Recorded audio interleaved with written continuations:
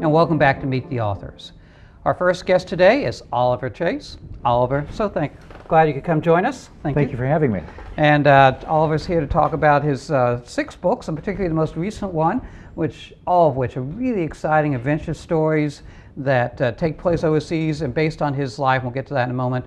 But show us your book. Yes. This is Camelot Games, and Camelot Games is a book about a secret political organization in California that identifies a Latino couple that they believe have potential. And they talk them into running for office. They do, they win. And this Latino couple is very successful, gains national notoriety, and it's a thriller novel. And a thriller novel, I'll say it is. I'm going to steal the thunder here for a moment, just to read the first 2 lines, because you just like to think, I love books like this that start off with a real bang, and this is about as bang as you can get. The second shotgun blast exploded against the bare concrete. "Stop!" Scott McHale yelled into the dark shadows. Isn't that fun? I mean, it's the type of thing, I love a book that starts like this and really gets exciting right away. Good. And so all your books are like that. I like the ones that go out into the Russian wilderness, and you got the nuclear areas, and it's really a lot of fun. And you got all this because you worked for the FBI. I did. I spent a career with the FBI. Before that, I was a policeman. How long were you with the FBI? 22 years. 22 years. That's a career, all right. That is a career. And I asked you earlier if you tell some stories, and you said, no, I can't tell you anything. No, generally I don't talk about the FBI, but I do mention the FBI in my books. A lot of times the heroes will get to know the FBI, and there is an occasional FBI agent that appears in the books. An FBI agent? Yes. And who would it be based on? Well, gosh, I don't know. No. That's a good line. So this book, how long did it take you to write your book? Camelot Games was about 4 years in coming, but there was several books that came in between those 4 years. I started the book when I was with an engineering company. After I retired from the FBI, I had a contract that I managed in the desert near Edwards Air Force Base, the Mojave Desert. And I had a question in my mind of how people stay involved in national politics and live in the desert. And living in the desert is a very unique sort of proposition. And I decided that there's probably a political machine somewhere out there. And being a fiction writer, I said, I know how to make that political machine come to life. How wonderful. Yeah, your books really come to life. The people seem so alive and really, I love reading exciting romance. What's this a picture of? Did you do the cover? How'd that work? Actually, this book is published by the Wild Rose Press. Wild Rose Press. Which is also where you'd buy the book if you go to their website. It's on Amazon as well. But the Wild Rose Press, and it's the, I guess they call it a breakout novel these days. But I have 4 novels behind it and 2 novels after it. Wow. So I guess it's a breakout novel, breakout in the center of something. Yeah, it's a breakout because Wild Rose Press is a pretty big name. They're most famous for the romance, but they're doing adventures, you're telling me. They told me that they wanted to start a thriller line, and they had 4 other authors. I got together with those 4 guys after I published, and they all have great books out there. They're all thrillers, and since I've joined the American Thriller Writers Association and that sort of thing.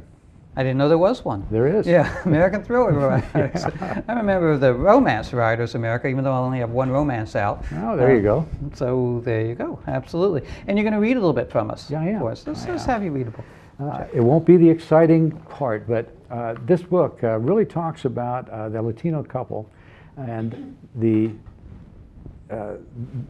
guy, Scott McHale, the hero, the protagonist. He decides to go off script, and when he does, his life becomes a challenge, and he disappears, he vanishes. And what's left behind is his wife, Angie, and she has to pick up the pieces and to go on. This is chapter 25, so it's nice and in the middle. Do you mind if I put on my cheaters here? I wear mine. An indifferent rain cooled the day as Camilla watched the window. A slow procession of villagers jumped from the truck's bed after a day of work. Water pooled in mud depressions and broke into ripples as the men and women splashed to their homes. She wondered about her own man, where he was at that moment, and what he was doing. Did he labor warm under the sun, or was he as desperate as those she watched now? Deep inside her, the new baby shuddered. The stranger stared into the open flame of a corner wood stove.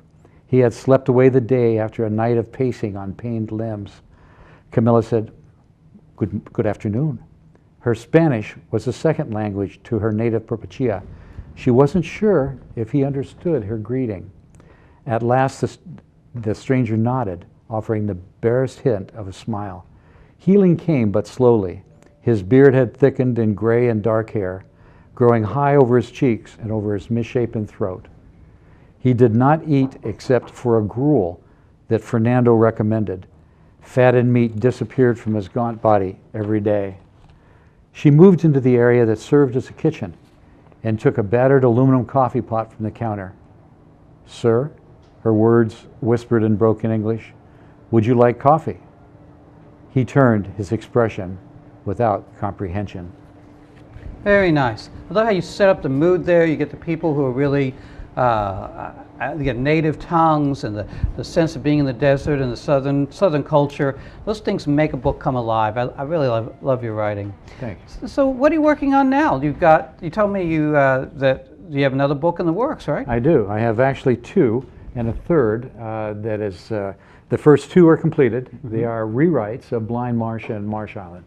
My first two books that were published by a small New Orleans publishing house that has since gone out of business. They returned the rights to the books to me, and I've rewritten them based on a lot of the comments that I've received. I have an open relationship with people who read my books. That's good. They feel very welcome to critique and mention different things that they liked about a book or didn't like about a book. Some of those things I take, some of them I don't. But I've rewritten those first two. They are ready to come out. With new titles? Yes, new titles. On August 8th, Hunt for the Shadow. Okay. Hunt the Shadow. On August 8th, so that's coming out pretty soon. By the time people watch this show, it'll be out there. It will be. August 15th will be A Time for Dying. Wow. And then the last book called Laureate's Legacy will be out in about 2 months. Okay, and people can get those from your website. They just had your website up there, yeah. That's really nice. And what else are you doing these days? So you worked for Stennis, you retired, the worst policeman, worked for Stennis, and so that's how you ended up here. Yes. And how long have you been out of Stennis? Let's see, I retired in 2014. Okay, so 4 years now. And 4 years. Enjoying your retirement? I am. My wife has a farm, and I am her grunt labor. And when I'm not grunting, I am out marketing my books, and I'm spending my time writing in my little writing room. That's fun to have. We all have our little place we got to write. So how do you market it? Well, I do book signings, of course. I'm a vendor for Barnes & Noble on Levant Mirage, my third book, the one that you're referring to, the Foreign Lands book.